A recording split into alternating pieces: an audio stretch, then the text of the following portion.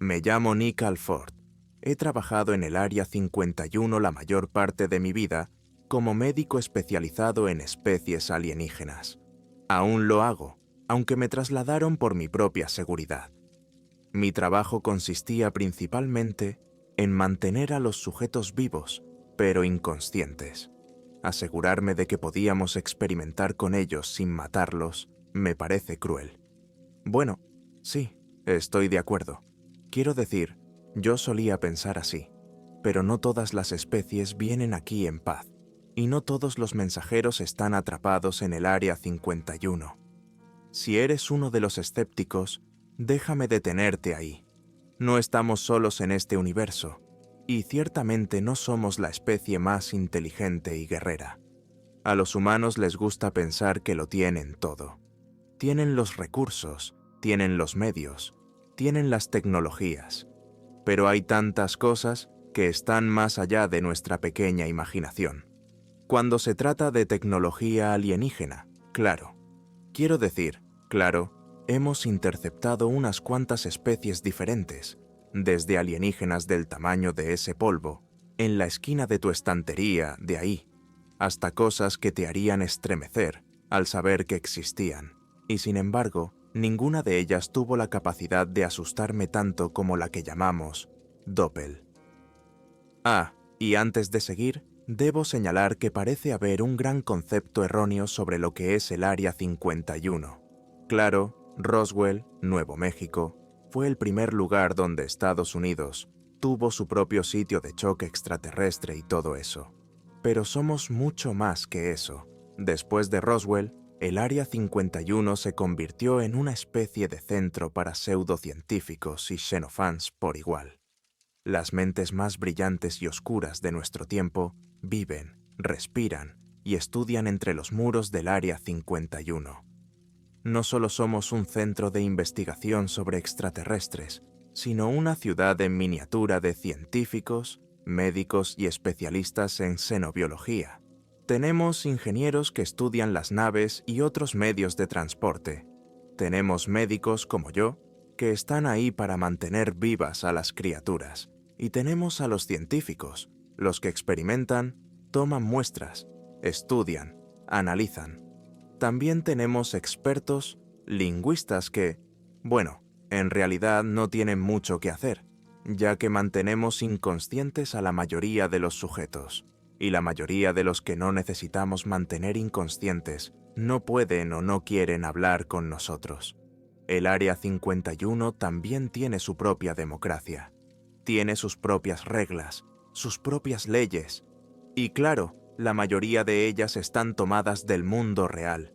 Pero cuando entras en el Área 51, en la parte restringida, ya no eres humano. Ya no vives en la dimensión terrestre. Lo siento, tenía que decir eso antes de continuar. Porque tienes que entender que el Área 51 es un universo completamente diferente. Las cosas no son siempre lo que parecen, y las cosas no pueden ser juzgadas como son. Otra cosa importante que hay que recordar sobre el Área 51 es que no puedes ser liberado si aceptas trabajar para el gobierno. Y cuando digo gobierno, no me refiero solo a los Estados Unidos, sino al gobierno mundial. Aceptas que estás dispuesto a renunciar a tu vida. Primero te hacen desaparecer y luego ya no puedes volver, porque nunca puedes irte. Pero, bueno, volvamos a Doppel, porque es de lo que realmente quieres oír hablar. Doppel fue uno de los sujetos que se estrelló en Madagascar. Las autoridades locales fueron enviadas, pero nunca llegaron al lugar del accidente. Nuestro equipo. El Área 51 tiene bases en todo el mundo, lugares remotos y ocultos, por si algo así ocurre. Llegamos en media hora y cubrimos y acordonamos la zona. Lo que encontramos debería haber muerto, pero no fue así. No quedaba casi nada de la nave de Doppel. Los fragmentos que encontramos no le dijeron absolutamente nada al ingeniero, salvo que nunca antes habían visto este tipo de material. La mayoría de las especies que encontramos a lo largo de los años seguían utilizando metales con estructuras moleculares diferentes, que los hacían más fuertes que los nuestros y más adaptables a los viajes espaciales. Pero Doppel, bueno, dado que el impacto lo había destruido todo, pensamos que tal vez la criatura había tenido suerte de sobrevivir cuando todo lo demás a su alrededor se había fundido, hecho añicos o desvanecido en el aire. No descartamos la posibilidad de que esta criatura hubiera sido enviada aquí para morir por sí misma o para ser puesta en cuarentena. Así que tratamos a Doppel con extrema precaución. Trajes hazmat, métodos de detección pesados y lo llenamos de drogas con la esperanza de que no lo mataran. Sobre todo porque no teníamos ni idea de cuál era la constitución de esta cosa, qué y cómo reaccionaría a los productos químicos de nuestro planeta. Pero teníamos que intentarlo. No se parecía a ninguna de las otras criaturas que habíamos visto. Lo llamaría Baba, pero ni siquiera eso sería exacto. No tenía mucha forma física, pero tampoco líquida. Cuando cayó, hicimos 1.000.000 de fotos para intentar recordar su aspecto. Tuvimos que enfrentarnos a un par de metamorfos. Esperábamos que Doppel fuera uno de ellos. Ya sabes, por su extraña apariencia y todo eso. Doppel era más como agua flotante, pero con cierta pegajosidad y espesor. Podía tomar la forma que quisiera. Por eso cuando lo encontramos, bueno, no lo vimos de inmediato. Su cuerpo translúcido yacía en el suelo como el agua. Nadie lo cuestionó hasta que uno de nuestros especialistas, Sheno, con base en África, reconoció el agua como otra cosa. En cierto modo, tuvimos suerte de que lo hiciera. De lo contrario, esta mancha de agua inconsciente podría haber causado estragos. Habríamos tenido una gran operación de limpieza en Madagascar. Nadie quiere otro Chernobyl en el Área 51. En cualquier caso, una vez que Doppel fue inmovilizado, lo enviaron directamente aquí, al Área 51, y me asignaron a mí para asegurarme de que estaba vivo, y para mantenerlo inconsciente si era posible, lo cual, hay que admitirlo, es bastante difícil cuando no tienes un cuerpo con el que tratar. Como ven, no había signos vitales que tomar, pero rápidamente descubrí cómo respiraba y vivía Doppel. La masa estaba animada por algo parecido a la electricidad, pero no se podía detener. Tampoco podía cortarla como si fuera un cuerpo, ya que no era ni líquida ni sólida. Nuestros científicos probaron varios métodos, pero tampoco obtuvieron respuesta. Desde que lo encontramos en Madagascar hasta que despertó en nuestro laboratorio, no había dado señales de vida, salvo esa sensación de electricidad. Y cuando me acerqué, se me pusieron los pelos de punta. Podía sentir el voltaje, pero no podíamos captarlo, no podíamos averiguar de dónde venía. Y todo lo que sabíamos era que de alguna manera estaba vivo. Pero no teníamos ni idea de cómo determinar si era consciente o no, hasta que habló y actuó. Los primeros especialistas Sheno que contactaron con el Doppel fueron un equipo de científicos que trabajaban para encontrar la fuente de su poder y su vida. Tardaron semanas en obtener una respuesta de Doppelganda, y solo pudieron hacerlo con un potente imán en la habitación. Y Doppel despertó, y entonces gritó tan fuerte que el pesado cristal se hizo añicos y tuvimos que poner la zona en cuarentena. Aquel día perdimos a 5 científicos, y cuando los encontramos, todos sus tímpanos habían explotado, y sus órganos internos estaban hervidos, como si el sonido que hacía Doppel fuera lo bastante fuerte como para hervirles la sangre y destruirlos desde dentro. Solo conseguimos contener a los doppelgangers, sellando completamente la zona. Y por cerrarla por completo, me refiero a apagar las luces, las cámaras y la mayoría de los sistemas eléctricos, excepto los candados que la mantenían tras muros de hierro. Esta cosa estaba chupando las luces y brillaban. Probé el panel eléctrico y creció. El doble tardó 6 horas en volver a su estado vegetativo, pero nunca dejó de brillar. Lo despertamos una vez, y ahora teníamos que encontrar la manera de acabar con él. Por desgracia, eso dependía de mí y de mi equipo, que iban equipados con trajes de hierro flexibles. Suena raro, trajes de hierro, como armaduras, pero no lo eran, no importaba. Entramos en la zona de cuarentena. Todo nuestro equipo funcionaba con baterías, para que aquello no consumiera ningún tipo de energía o electricidad. Sin embargo, no teníamos ni idea de si las baterías harían lo mismo. Pero sí sabíamos que odiaba los imanes, y todos estábamos equipados con algunos imanes de alta calidad para mantenerlo a raya si era necesario. Sé que suena ridículo, pero esta cosa que nunca habíamos visto consumía electricidad, mataba a la gente con un estallido de sonido y hervía sus órganos. Si lo único que supiéramos que le disgustaba fuera un imán, bueno, me habría cubierto con alguno. ¿Me entienden? Así que aquí estoy, caminando hacia esta mancha chirriante de muerte, esperando que no se despierte. Podría tener la tecnología más avanzada implantada en mis oídos ahora mismo. Ni siquiera sabemos si eso será suficiente si la cosa se despierta.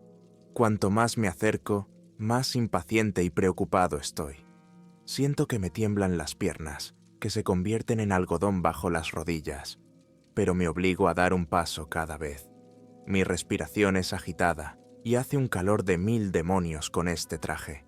Veo borroso y lo achaco a que hay mucha fuerza y energía en esta sala.